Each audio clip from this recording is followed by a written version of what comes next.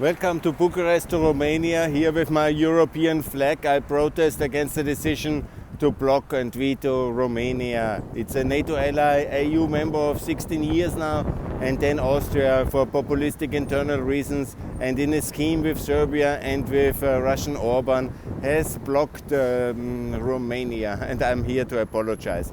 I want to apologize. This is not how we Austrians are. We Austrians love Romania. We supported you. We admire your struggle for freedom, which you have started here at the University Square. I myself was a student representative then, and we were all following your activities. I started then in '97 to be active in Romania to support your NATO and EU membership.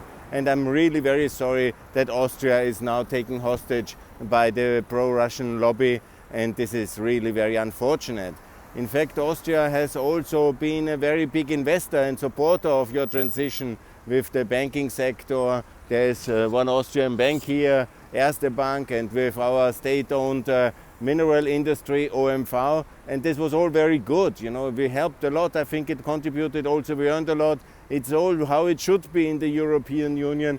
But then by a Russian intrigue, Austria has stopped to exploit the resources and to lift these enormous energy resources of Romania, and that also is a tragic mistake. What we should do is use the Black Sea gas and oil, and we should also be energy independent, and Austria unfortunately has not done that, so it needs to be sold from the Austrian state to a NATO ally.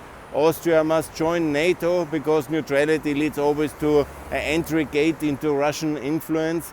And I hope that the Norwegians will buy the exploitation, the gas resources, and together with Romania, they will lift it in a serious way. And we will be independent from Russian gas and oil and uranium, because we have to be free from the Russian yoke, and we have to liberate Ukraine from the Russian occupiers.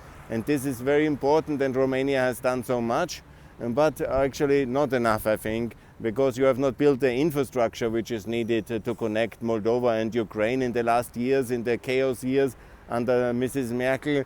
There was too less of European support, and also here there was corrupt socialists at the power, and now this is hopefully all ended, and we need to build the important European infrastructure corridors with EU money towards Ukraine to liberate, of course, Mariupol, and then to reconnect all these important liberated regions with Romania, with Moldova, with Brussels, with Austria as well.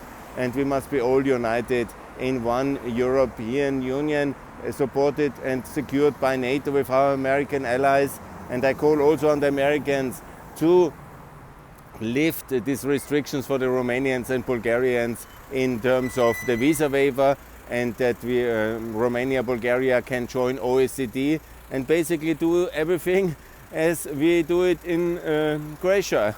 All of you who follow me, I was just for the end of the year to celebrate Croatia, and they have joined some years later in 2013, 6 years later than Romania, and they are now already in all these European instruments and mechanisms, and that's very good for them. They have the euro now. Romania could have it as well. This is, of course, for the next level of prosperity. You need the common currency and all the mechanisms of solidarity and unity in Europe. And it's us Europeans, the xenophobe protectionists and populists, who have kept you out, and then they kept you poor, and now they exclude you and humiliate you with this Schengen veto. I'm really very disappointed, and that's why I came here to Bucharest to protest and to say very loud, Europe is better, Austria is better than this. We can be united, and Romania has deserved Schengen, has deserved the euro, has deserved OECD, the US visa waiver program, and all these important steps forward. And you have done everything right economically in many things, like the low taxation, 10% income tax, perfect, yeah, and 16% corporation tax. We should also learn from you. And you have done many things very good. But the things which need to be done is these fast railways towards Ukraine, towards Bulgaria, the bridges over the Danube.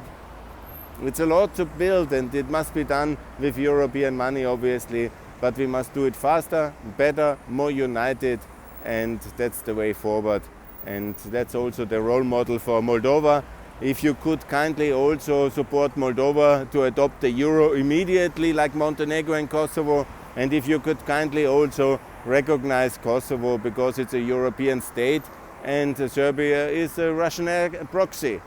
So your policy is hurting Moldova, it's hurting Ukraine. Your policy is supporting a Russian ally, Serbia, and it's indirectly then supporting Orban. And by the way, they have done this intrigue against you. It was Orban who manifested organized all these meetings on the 16th of November, where Karl Nehammer was basically explained that he can veto Schengen, and then the Serbs for Romania and Bulgaria, and then the Serbs will close the immigration route towards from India and Tunisia, which they only did in order to reward these countries for the non-recognition of Kosovo. And then Mr. Nehammer said, oh, if the Serbs close India, then we have less immigrants, which we would never had if the Serbs had kept their EU obligations and followed our visa policy. But they didn't, because they have this crazy pro-Russian tilt in 2023 and before actually, and they have done all these things wrong. And then later they were rewarded for doing things, then fixing things they have done wrong. They were rewarded, and the reward by Orban was then organized the punishment of Romania and Bulgaria. And that was breaking our long-lasting alliance with Bulgaria, and that was harming Romania. And I'm really very sorry for that. Yeah? And Romania, if you can do, please recognize Kosovo, because that would be the right appropriate response. And don't worry, the Transnistrian issue, the American army and the Ukraine army will settle. If they make a move in Transnistria, then there will be the assets provided to demilitarize this region from the Soviet-Russian influence, which we should have done 30 years ago. But now it's the moment to settle that one as well. And Transnistria is Moldova. It will be fully reintegrated, and the Russian troops will be defeated the moment they make one move. So don't worry, don't mix the things. It's not connected. Do the right thing. You are a strategic ally of America, and I hope of Germany as well, and one day of Austria again. And please accept my apologies. I will fight against Nehammer's intrigues and Orban intrigues and Vucic intrigue in Austria, in Bulgaria, and in Romania, and in Brussels very soon. Be sure about it. And please, Europe is with you. Be with Europe. Let's win this war against Russia. Let's liberate Ukraine, and let's integrate Moldova into the European Union, NATO, and the Euro, and as fast as possible. And that is very good. And let's build then super fast trains towards Mariupol, and let's be very successful in the next decade together. And Russia will be defeated, and Romania will be a strong European, NATO and Eurozone member. And please, it's already in NATO and in the EU, but in the Eurozone, please do that as well. So that's my plea. And Mr. Nehammer, when you see this video, I follow all you do. You did a very big mistake. You have time to redo it. It's the 9th of February 2023 and the European Council, where you can apologize to Romania, and you should. Thanks a lot. Here from this historic square where the Romanians have fought for freedom, I call for Schengen membership, Eurozone membership of Romania. And please, everybody, let's be more united as an answer to the Russian war against us. Thanks a lot. Slava Ukraine, and thanks a lot for mulțumesc mult. Te iubesc, Romania, ad nebunie. I learned some Romanian in my student times when I was here to support. I have not forgotten it. Mulțumesc mult. Bye.